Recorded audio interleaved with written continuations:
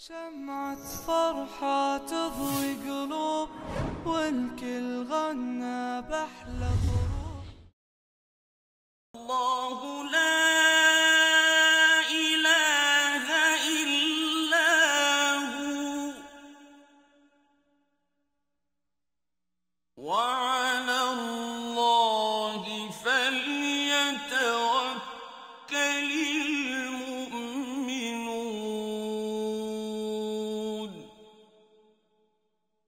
Ibn Rajab al-Hanbali, he died in 795 years after the Hijrah. In his book Tabaqat al-Hanabila, he wrote a story.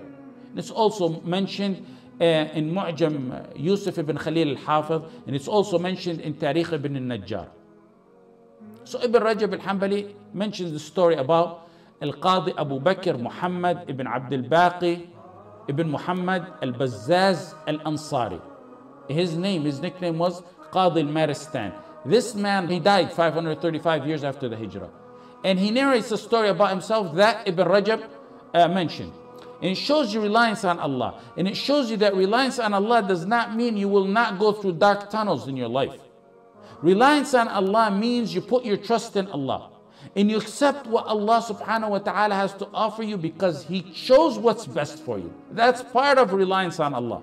That's the Hakim. If you truly believe what we say every day, that Allah is Al-Hakim, or the All-Wise, that means He chose the wise decision for you. Who better or more wise than Allah subhanahu wa ta'ala? You see those who sign off a power of attorney to someone else. It could be a spouse, it could be a child, it could be a relative, it could be a friend, a durable power of attorney that you all know. And it means when you sign a durable power of attorney, you give that person you appointed the right to sell, to buy, to take the money out of withdraw the money out of your accounts and do whatever he wishes with them. If one is incapacitated, the person you appointed can make decisions for you. He can make the decision as far as pulling the plug of a life support machine. You gave that power of attorney because you fully trusted them. Once you gave that power of attorney, you don't question the decisions of the person. Otherwise, you should not have given it to him or withdraw it. But once you gave it to him, you wholeheartedly knew that person would do the best for me. وَلِلَّهِ الْمَثَلُ الْأَعْلَى. And Allah has the supreme examples. Tawakkul is putting your full trust on Allah, who has the supreme examples, Allah subhanahu wa ta'ala. You may go through dark tunnels in your life. That's part of life and a part of a believer's life. You think they're dark, but Allah always chooses what's best for you. عَجَبًا لِأَمْرِ الْمُؤْمِنِ إِنَّ أَمْرَهُ كُلَّهُ لَهُ خَيْرٌ. It's astonishing the matter of a believer. Everything that happens to him is good. You may not know it. You may not see the wisdom of it in this life. You may later on see it. If you don't see it in this life, you will see it in the life after. Ibn Rajab mentioned the story of Qadi al-Maristan. He said about himself, Qadi al-Maristan, he said, I was hungry one day in Mecca. And I became hungry one day that I couldn't find anything to eat. So I went walking around in Mecca. I found a pouch, a tightly tied pouch. I picked it up and brought it to my house. And then in my house, when I untied it, I found a beautiful necklace of pearls that it's like I've never seen anything like it before. He went from a difficult time to the utmost of ease. But tawakkul didn't waver a tiny bit in his heart. Full tawakkul on Allah when he was walking around hungry. And the same tawakkul now that he's a millionaire. It didn't last for long.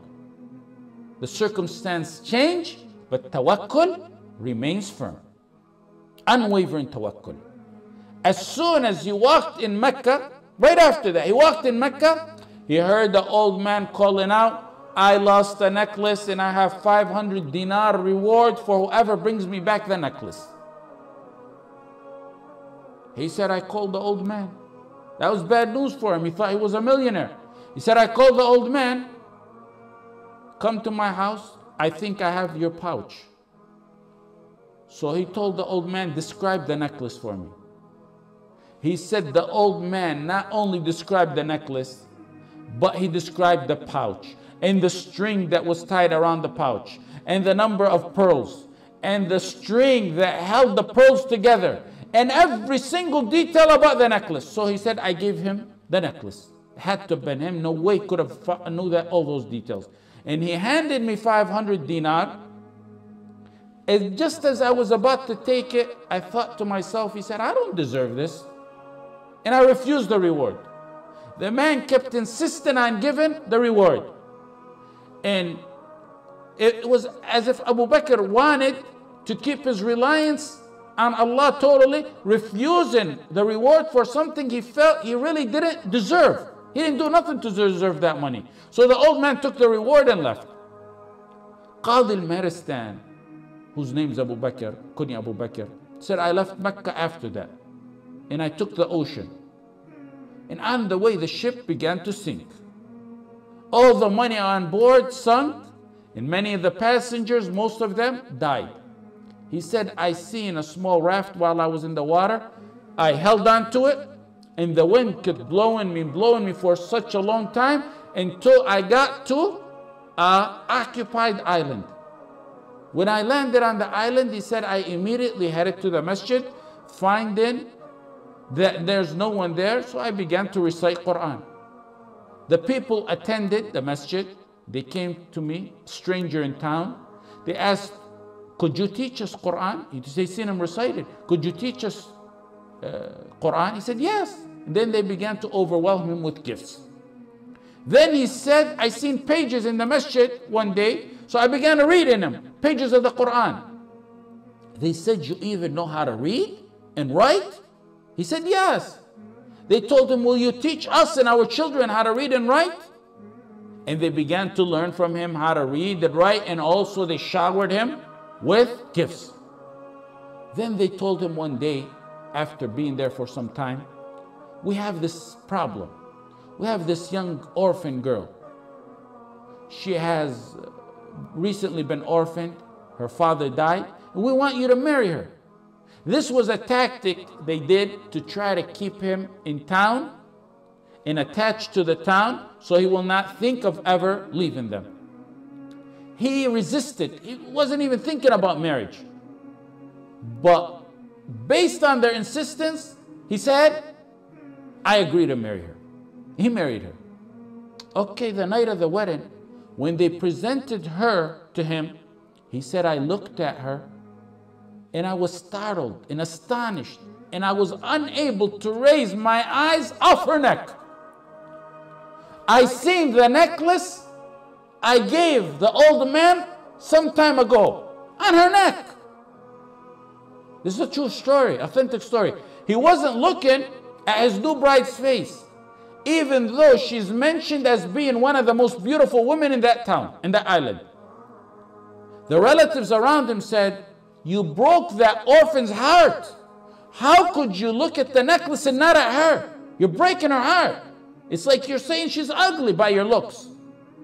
He said, I began to tell them the story of how I found that necklace on her neck, and how I returned it to some old man in Mecca, and how I left Mecca, and then the ship sunk, and how I arrived to their island. I told them the whole details of the story. They began to shout and cry, La ilaha illallah, Allahu Akbar, La ilaha illallah, Allahu Akbar. And the crowds in the town began to gather.